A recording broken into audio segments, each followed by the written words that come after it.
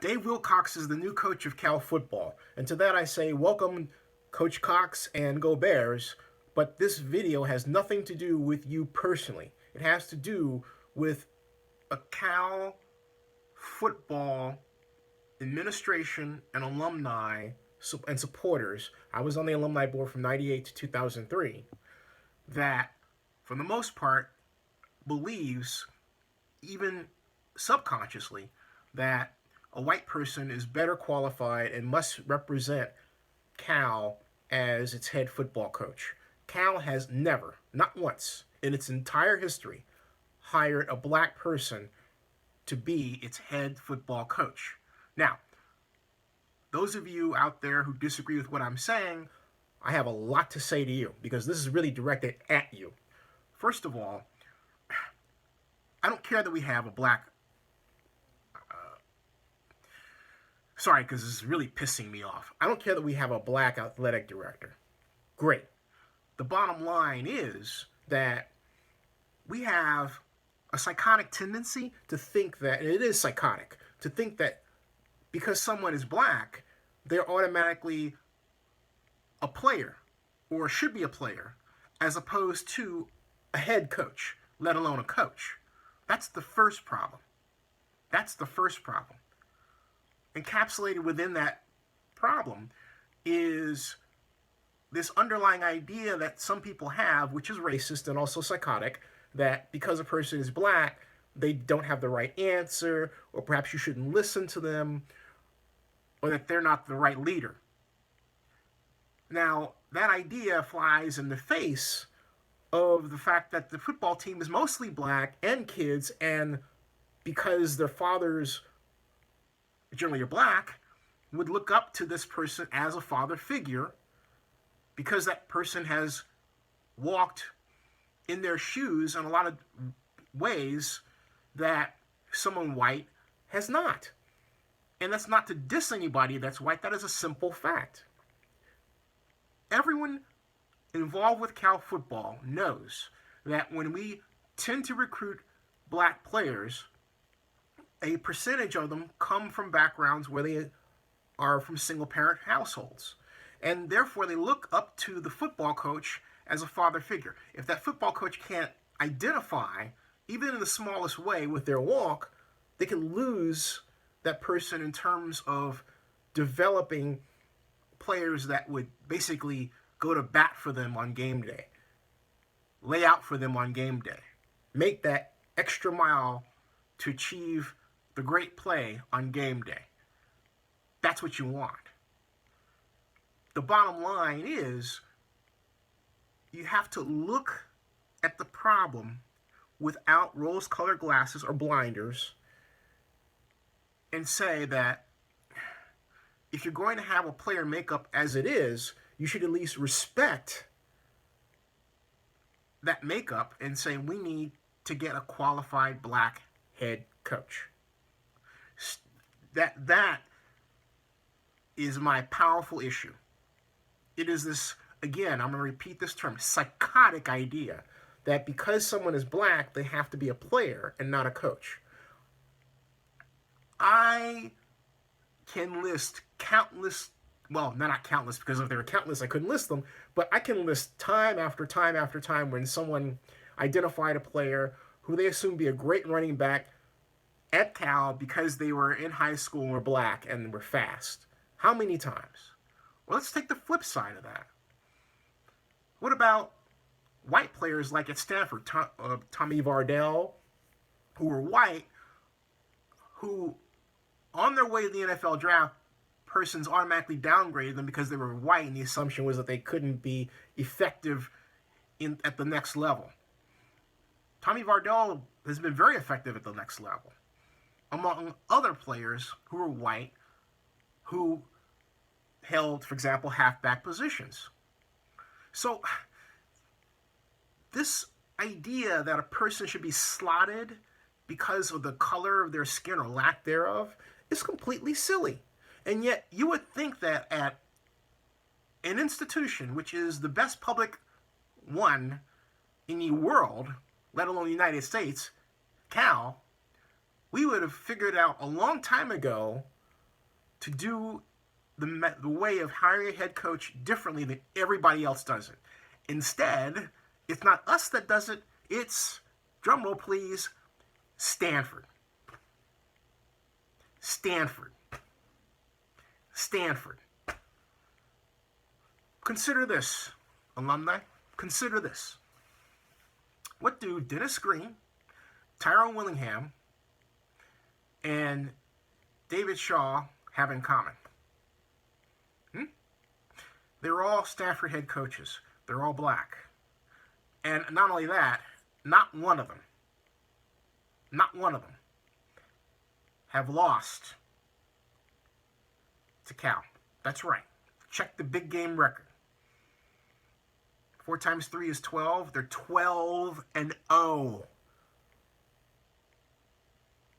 Excuse me. More than that. They are combined, I believe they are now 14-0 in terms of big game wins. The point is that no black head coach at Stanford has ever lost to Cal in the big game. Ever. And considering that we have a coach who's not experienced, Coach Wilcox, it looks like that streak's going to continue. We have had an opportunity to bring in coaches before. And I know a lot of you have been vocal about this. Well, actually, not a lot of you. Some of you. And a precious handful of you have been active, like Mike Silver, for example, in trying to get black head coaches. I get that. But the problem is that it's like you guys are the exception to the rule, you know? It's not like we sat down and said, all right, here's our list of coaches, period. And then someone would say, oh, well, and this is what really gets me. Oh, well, you know, it should be a colorblind process. That's a joke. Because it's not. You can't say that just because a person is white, okay, the process is not racist. It is. It is. If you had a spread of hiring like Stanford did, you couldn't make that argument. Stanford has a proven track record of hiring the best coach. The coach happens to be black, and the coach is successful. And so the coach gets elevated. The coach gets elevated. So you've got, I mean, look at Stanford. Stanford had Harbaugh, all right? Harbaugh did a great job for Stanford.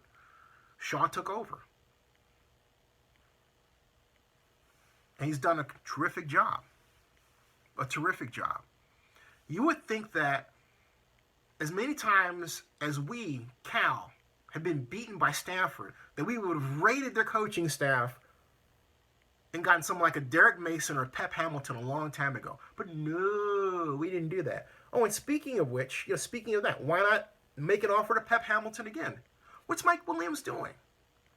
Of the candidates that he considered, only one, Hardy Nickerson, is black. That's because he's Hardy Nickerson. It's not because, hey, he was at another school and did a terrific job. No. Now, some of you are screaming, you don't know our criteria. Hey, look, I know enough about the criteria to say this. It was the wrong criteria. It has to be more than just, well, you were at Cal before. All right? It has to be more than just that. In fact, to say you were at Cal before shows that we don't have a really keen understanding of how to find the right head coach for Cal football. We had Joe Kapp. I was around when we had Joe Kapp. Joe Kapp did not so well, with the exception of the big game. Not to say we don't love Joe Kapp. I love Joe Kapp. But we brought Joe Kapp in because we wanted that energy, that bear, right? Okay, we did that. But now we really have to get serious about building a football program. And in my estimation, we're not there yet. we are not addressing where our football players are and selecting a head coach that's right. Now, having said all that, I will say this. I hope I'm wrong about this. I hope I'm wrong. It's not about Wilcox. He may turn out to be excellent, but look, at the end of the day, it comes down to wins and losses. No, I'm not saying that we should have hired Charlie Strong. That underscores the point. There are a lot of black head coaches or black coaches that could have been candidates. Hey, Pep Hamilton's offensive coordinator. Why not Pep? Why not try to steal Derek Mason from Vanderbilt? He's doing a great job there. Snap him up. Make him an offer you can refuse. Bring him to the Bay Area. God, my goodness, so many other people. Look, Terry Robisky, offensive coordinator in the NFL, receivers coach.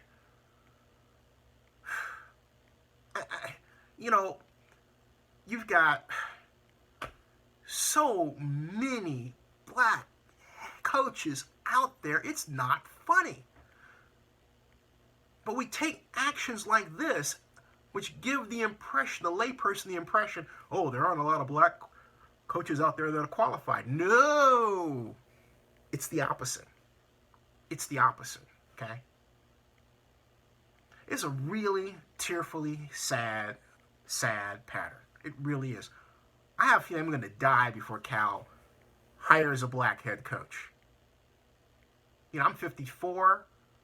He's got Wilcox has a 5-year contract, so I'll be, 50, 59? Phew.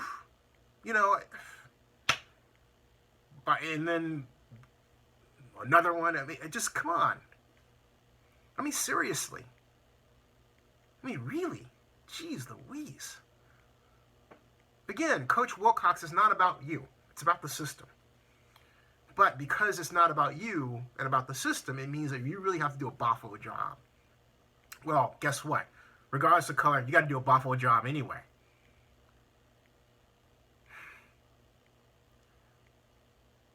Go Bears.